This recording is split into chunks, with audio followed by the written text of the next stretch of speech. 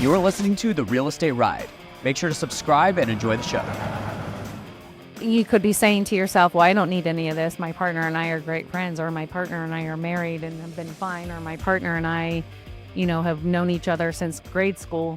Trust me, it doesn't matter how long you've known them. It doesn't matter what the agreement was going into it. It doesn't matter what the handshake was when it comes down to it. People get ugly when money is involved, and people get ugly when things go bad, potentially. Yeah. You just need to prevent all of that. It's kind of like a prenup for real estate ventures, honestly. Lay it all out ahead of time, so then there's no question about who gets what or who's responsible for what. Hello, everybody. Hello. Welcome back to the Real Estate Ride podcast. I'm Annie. And I'm Jay. And today we are going to talk about partnerships and the good, the bad, the ugly of all things partnerships. Yes. So it's quite often in real estate that people want to partner, and that's perfectly fine. But why? Well, there are a lot of different reasons, I feel like. I think many people are just scared to do it alone at first. They're nervous and scared, I guess. Yeah, scared would be a good... Although people are like, I'm not scared to do it. I'm not scared of anything. I mean, fear is a natural thing. Right. I was afraid. I was definitely afraid when I bought my first house. So afraid thought I was going to get sick at the closing table.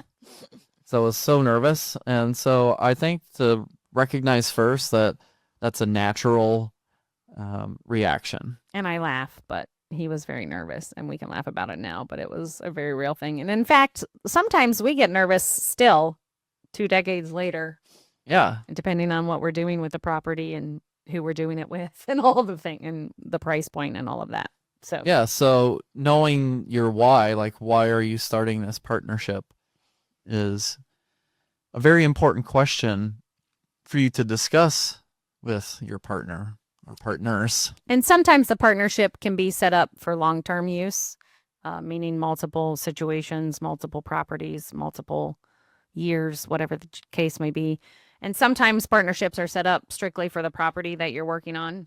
Yes. The time that it's being worked on. That's actually, Annie mentioned that's a great way to get started, is to do what's called a joint venture partnership. Where It's not as in detail as a regular partnership, like an LLC partnership or something like that, but there's still very specific terms for very specific people for very specific properties. Yes, like we use joint venture partnerships with people that have cash. So they might not necessarily have the time or ability or the know-how to invest in real estate full time, but they have cash and they want to make better than bank returns, or better than stock market returns, or something that's tangible, a tangible investment instead of stock market or bonds or CDs or something like that. So it depends on the partnership and what you want to do as to how you set it up and what paperwork you use. And if you need somebody to review that paperwork, which we always highly recommend, no matter what deal you're doing. Yes, like our joint venture partnership would lay out, hey, you're providing the cash. These are the terms of the cash being provided. Like, this is the budget. If we go over, say $5,000 on the budget, we'll split the difference between the two of us. If we go over that amount, well, then that's on us, because we're the ones that came up with the budget.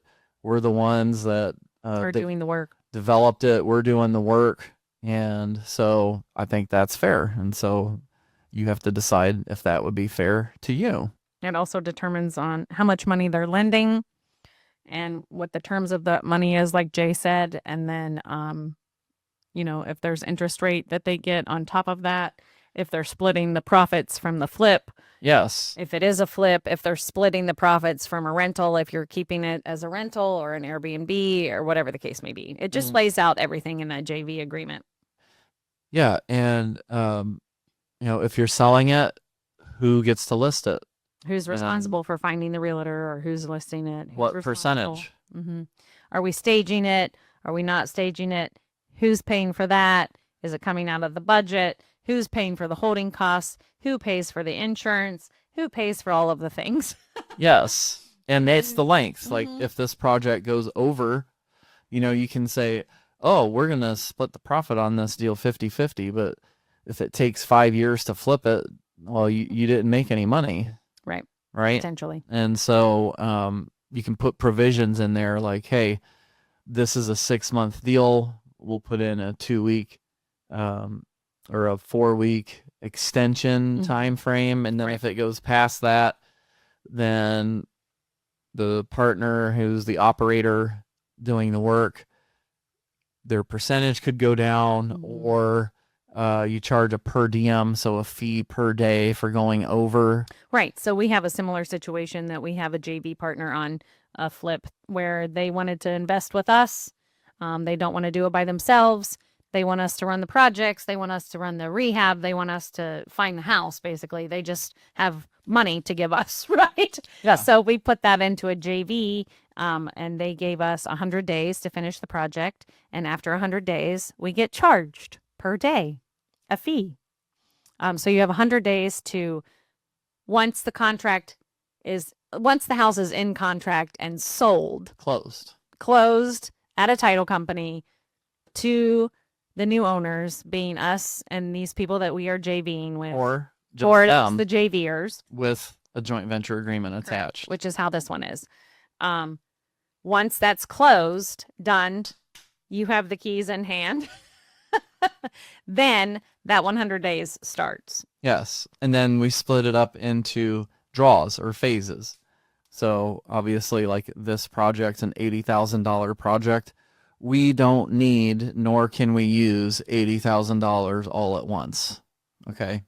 So makes sense to split it up and, spoon feed it as needed. So, Right. And in each phase or draw has certain specific items that have to be accomplished with pictures and video turned in to the JV partners in order for them to release the next phase. yes. Happens often. It happens with banks too. When you're in a rehab loan with a bank, they want inspections potentially. They want pictures and videos at the very least. Yes. And each inspection costs an amount, typically after 2 or 3. 150 to 250 to 300 a draw, we're depending saying. on the lender. And then, they okay the work that was done, they release the draw money. Very, very, very common, very, very, very regular practice. Yeah. What's the benefit of a joint venture partnership like this? You don't have to come up with any money yourself. You don't have to use your credit to get a lender. You don't have to use anything that you have personally or business-wise to get this money for the house. You can get draws very quickly, like same day, instead of waiting For 2 or 3 days, which is typical turn. or 5 days even. Well, and then you have to take into account business holidays or federal holidays where banks aren't open, etc. How big their backlog is for other loans they've got going. There's lots of different things that come into play when you're talking about big banks. And if you have a lot of leads and you can do multiple projects at a time, well, the sky's the limit here. Right.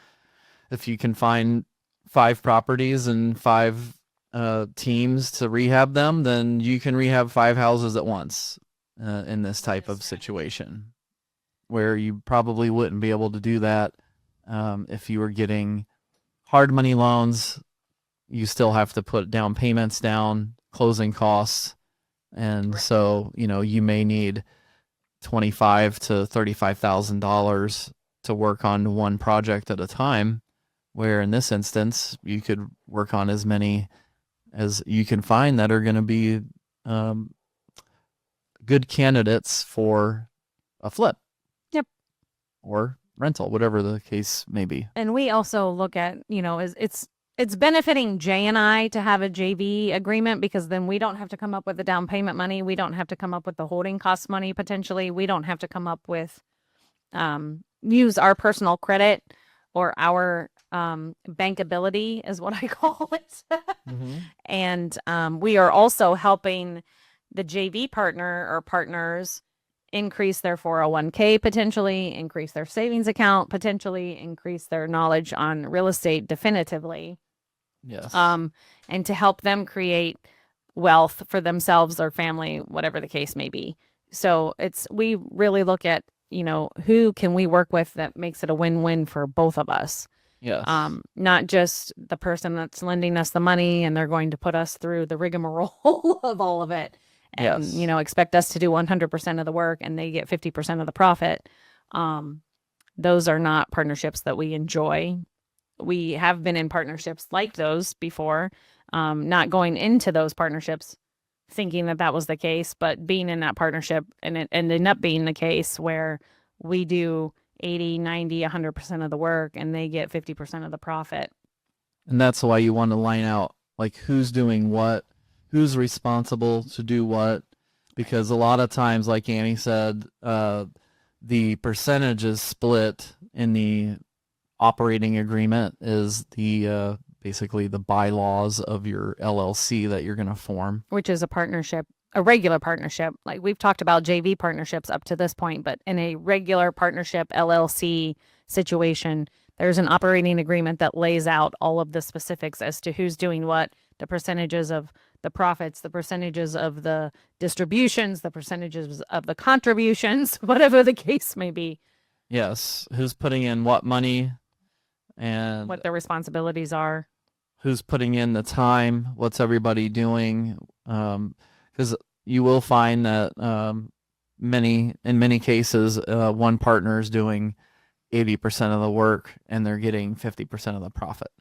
So I think it's important to even establish a roles and responsibilities review right every 6 months or so, with an opportunity to change percentage of ownership if this happens to occur.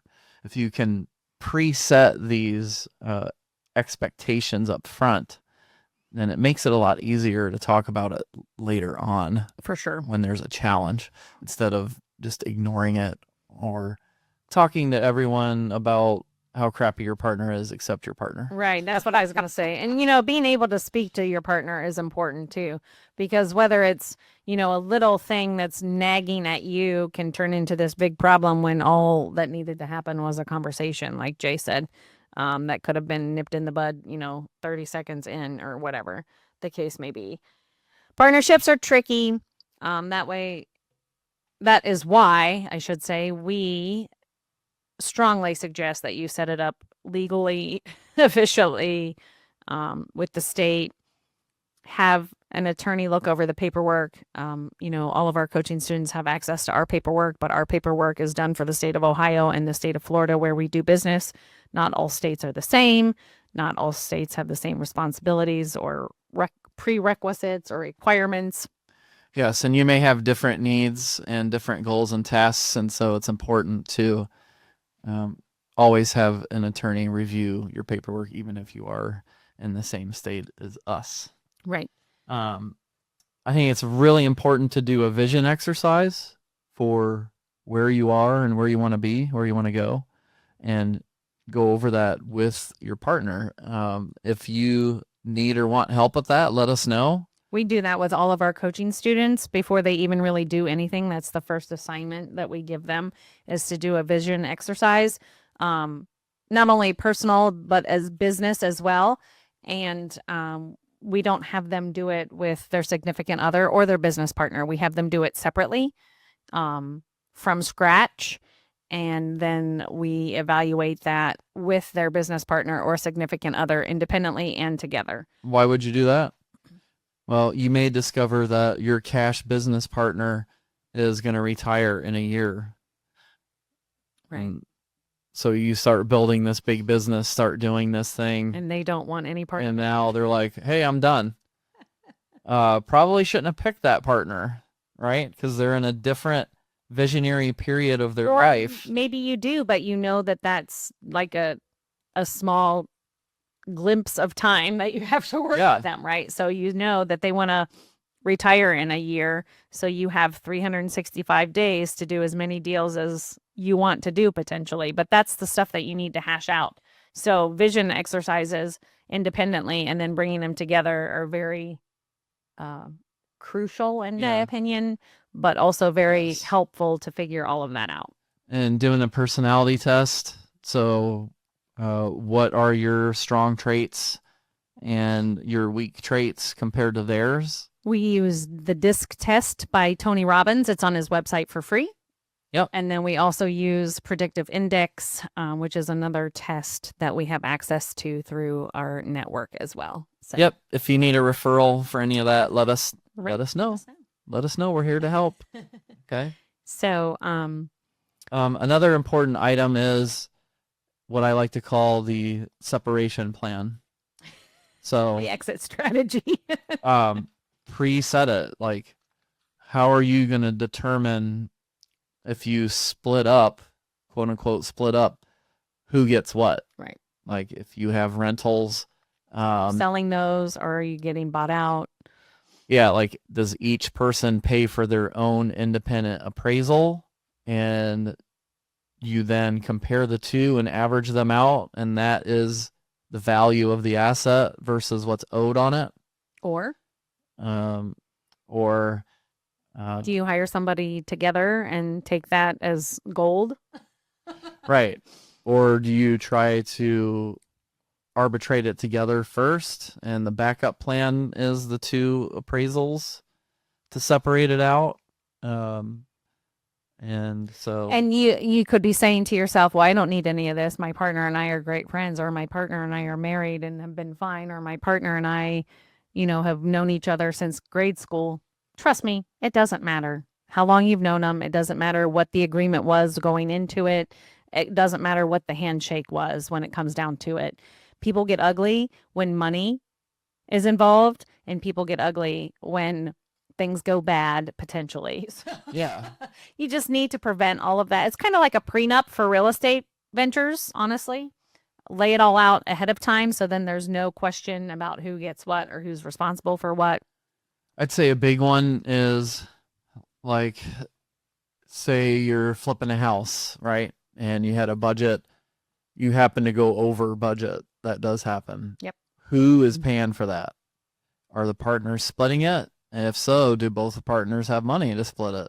If not, is one partner covering it? And if they are, then, are they making interest on their money? Like, why should they have to cover a shortage for both partners and not get interest off of the money that they loaned the company? Now, you're not going to be able to come up with all of this possible scenarios for an operating agreement. Like, we get that. All operating agreements would be hundreds of thousands of pages if you tried to think of every scenario that ever were to come about in a real estate situation. But by doing the vision exercise, it pulls out everything that each partner wants and what their goal is and what their why is for what they're doing. And then that can kind of dictate to you what you need to figure out for your operating agreement and what you can, like, make a note of in a meetings notes kind of thing and revisit the next month, or revisit when you need to, or revisit, on an annual basis. That's one other thing that we try to do with our personal LLCs that we are partners of, and then our other LLCs that we have additional partners with. We try to annually meet, whether it's via Zoom, whether it's on the phone, whether it's via text message, whether it's in person, and kind of go over, this is our plan. Is this still what you're looking at? Has anything changed for you? What, do you have more money that you want to invest? Do you have more time that you want to be a part of? Do you want out? What, what's the plan? Right? Are you allowed to do deals separately on your own? Any of that. Or are you just doing deals in the partnership? Is it reserved just to that? And then another thing that we've always come up against, that we've come up more than I would like to, honestly, is who's allowed to buy for the partner or the partnership. Yes. Or do you all have to sign the paperwork in order to buy something or to refinance something or to sell something? Or is one person able to do any of that? And you have to be very specific on what that one person is allowed to do, because learn from our mistakes. Yes. Jay had a partner before I was working with him full time. They did not have an agreement on, both of them needed to sign, both of them needed to do anything with this property legally. So my friend took Jay for a ride. He went and put a lien on this property. Correct me if I'm wrong. put a lien on the property. Jay did not know that the That's lien not what he lifted. did first. Oh, no, that's right. Go ahead. You tell the story. We had a property that we were going to flip, and we hadn't flipped it yet, and we were trying to decide what to do with it. And we decided to keep it for the moment. And so this partner then went and signed paperwork to put this property into a trust that only he owns. right.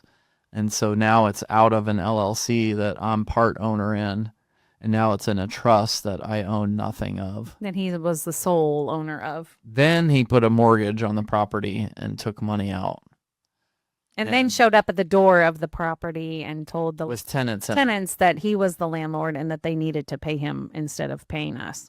Yes. So that turned into a nasty 2-year court battle for thousands of dollars.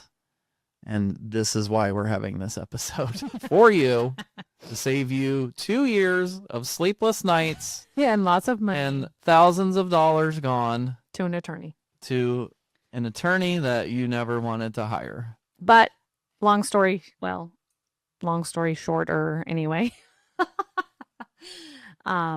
He was found guilty of illegal practices.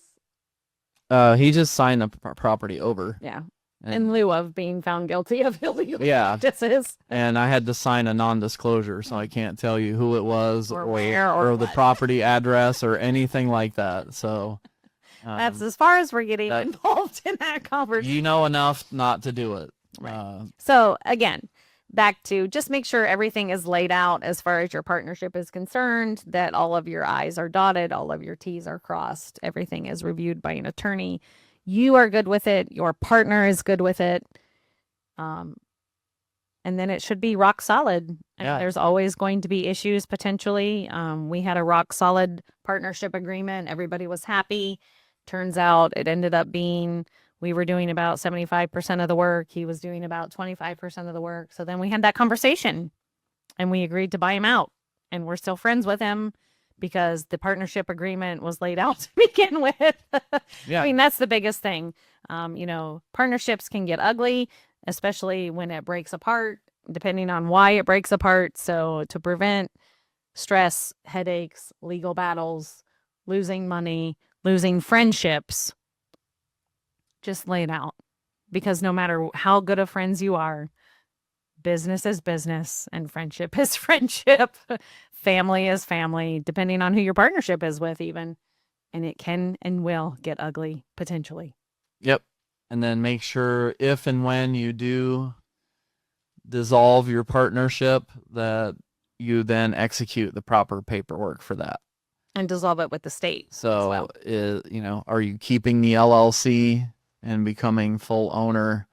And does that match what is at the Secretary of State's office? Properly change your operating agreement and file all the necessary paperwork to show that you are now either out of that or you're the sole owner or it's dissolved or whatever the case may be. Okay? So that is the conclusion of how to set up proper partnerships. And we will talk to you on the next episode. Hey everybody, it's Jay. This is Annie. We are so grateful for you joining us on our podcast and listening in and participating. We want to offer you this additional free bonus, and that is joining our Facebook group. Yes, where we will have other individuals, not just us, but having conversations on all things real estate, and we would love to have you join us. So just click the link below and head on over and join our group. Thanks, guys. We'll see you on the other side.